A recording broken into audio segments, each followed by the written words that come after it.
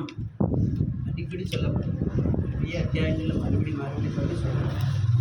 ஆன்மீகத்தில் வந்து இந்த புலன்கள் சொல்லுவாங்க, புலன்களை மனதால் கட்டுப்படுத்துறது, மனதை புத்தியால் கட்டுப்படுத்துறது, அப்படி பிரிக்கிறார்.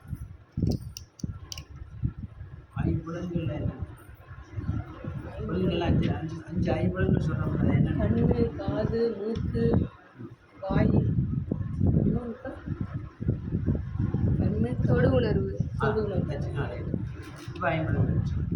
இந்த புலன்கள் வந்து அதுக்கு மையமாக மனசு வச்சுருக்காங்க. மனம் ஈடுபடாமல் புலன்கள் ஈடுபடாது. நம்ம ஒரு பொருளை பார்க்கணும், மனசு ஈடுபட்டால் தான் பார்க்கணும். அப்போ மனம் அதுக்கு மையமாக இருக்கான். புலன்களுடைய சென்டர் மனம். அதுதான். அதனால தான் இங்கே மெயினாக மனசை பற்றி 2-3 ஸ்லோகம் அடுத்த ஸ்லோகத்துலேயும் அதான் சொன்னேன். மனதை ஸ்லோகம், மனதை வென்றவனுக்கு மனமே சிறந்த நண்பனாகும், ஆனால் அவ்வாறு செய்ய தவறுபவனுக்கோ அதுவே மிகப்பெரிய விரோதியாகும். அப்போ இந்த மனசு நமக்கு நண்பனாகவும் இருக்குது, விரோதியாகவும் இருக்குது. இந்த அடுத்த ஸ்லோகத்தில் சொன்னோம். அப்போ இதில் பகவான் என்ன சொல்ற, மனதின் உதவியுடன் ஒருவன் தன்னை உயர்த்தி கொள்ள வேண்டும் என்பதை தாழ்த்தி கொள்ளக்கூடாது. மனமே கட்டுண்ட ஆத்மாவின் நண்பனும் எதிர்க்கிறார்.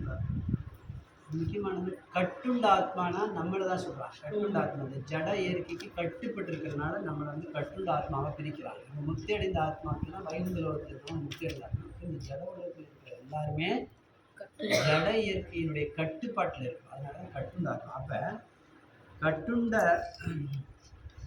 மனமே கட்டுண்ட ஆத்மாவின் நண்பனும் எதிரினாங்க. ஒரே மனசு தான் நமக்கு பொதுவாக சொல்கிறாங்க. எதிரி யார்?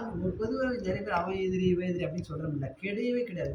எதிரிங்கிறது வந்து இந்த மனசுக்குள்ளே தான் உருவாகும். மனம்ங்கிற சப்ஜெக்ட் வந்து பெரிய சப்ஜெக்ட். இதெல்லாம் வந்து சைக்காலஜிக்கலையும் நிறைய இருக்குது. இந்த மனம் சூட்சமான விஷயம் நிறைய இருக்குது. இப்போ யூடியூப்பில் பண்ணிங்கன்னா மனசை பற்றி கேட்டுகிட்டே இருக்கலாம். அவ்வளோ தத்துவங்கள் இருக்குது உண்மையிலேயே.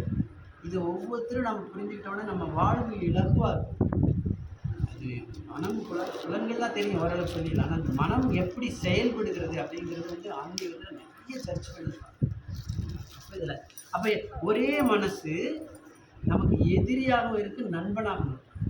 நமக்கு பிடிச்சவங்க, வேண்டியவங்க, வேண்டாம், எப்படி பிரிக்குது பாரு மனசு. பிடிக்கல, எனக்கு அவங்கள பார்த்தாலே பிடிக்காது சொல்ல மாதிரி எப்படி சொல்லுது? இது மனசு தான் சொல்லுது. அதே மனசு இன்னும் கொஞ்ச நாள் மாற்றி சொல்லுது. அப்போ இந்த உலகத்துடைய எல்லாத்தையுமே உருவாக்குறது இங்கே மனசுலேருந்து தான் எல்லாமே உருவாக்குது. எதிரி நண்பன் எல்லாம். அதனால தான் இங்கே சொல்கிறாங்க, மனதின் உதவியுடன் ஒருவன் உயர்த்தி கொள்ள வேண்டும் என்பதை தாழ்த்தி. அதே மாதிரி இப்போ ஜபம் பண்ணுறோம், இது ஒரு பக்கம். இப்போ நம்ம நாம சங்கீதம் பண்ணுறோம், ஜபம் பண்ணுறோம். முதல்ல ஆன்மீகத்தின் நோக்கமே மனசை கட்டுப்படுத்தும். மனசு அவ்வளோ சீக்கிரம் கட்டுப்படுத்த முடியாது, யாராலையும் முடியாது. அன்றைக்கி சொல்லுவோம், வீசும் புயலை கூட கட்டுப்படுத்திடலாம், மனசை கட்டுப்படுத்த முடியாது. யாராவது புயலை கட்டுப்படுத்த முடியும்னு சொன்னால் அவங்க மனசை கட்டுப்போம். அப்போ யாராவது அர்ஜுனே கேட்டால் புயலை கட்டுப்படுத்த முடியாது. மனசை கட்டுப்படுத்துறதுக்கு அவ்வளோ சாதாரணம். ஆனால் ஆன்மீகத்துக்கு அது ரொம்ப முக்கியமான விஷயம். அது எப்படி கட்டுப்படும் அப்படிங்கிறது கேள்வி. புலனின்ப பொருள்களின் மீதான பற்றிந்து அதை விளக்குவதான் அப்படின்னு சொல்லிட்டாரு. அதே மாதிரி கடைசி சர்ச்சில் வரும்போது மனிதனின் பந்தத்திற்கும் மோட்சத்திற்கும் மனமே ஏன்னா இது மனசு வந்து பல விதமாக பிரிக்கிறோம்.